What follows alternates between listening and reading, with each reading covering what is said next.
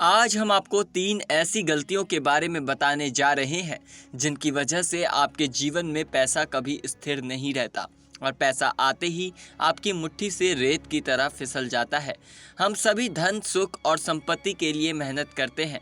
सुबह से लेकर शाम तक यही सोचते हैं कि पैसा आए, ज़रूरतें पूरी हो, घर चलता रहे।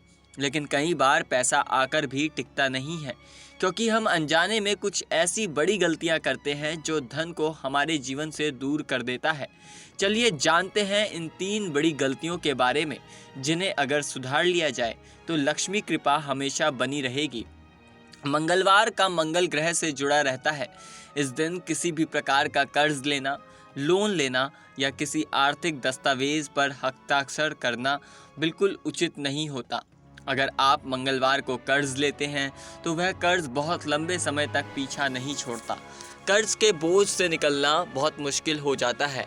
इसका उपाय है, अगर किसी से लिया हुआ कर्ज चुकाना हो तो उसे मंगलवार के दिन लौटाएं।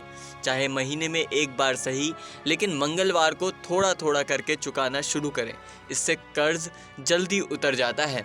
शुक्रवार का दिन देवी लक्ष्मी का होता है। इस दिन अगर आप किसी को पैसा दे देते हैं, चाहे मजबूरी में ही सही, ऐसे में आपकी अपनी जेब से लक्ष्मी बाहर चली जाती है।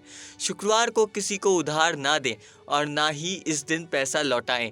अगर बहुत ज़रूरी हो तो शनिवार तक इंतज़ार करें।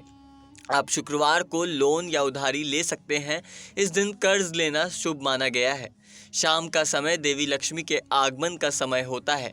इस समय घर की ऊर्जा स्थिर होती है, पूजा पाठ का वक्त होता है। आप इस वक्त पैसा देते हैं तो घर की लक्ष्मी बाहर चली जाती है। शाम या रात को किसी को पैसा देने से बचें। किसी को देना बेहद ज़रूरी है तो अगली सुबह का इंतज़ार करें।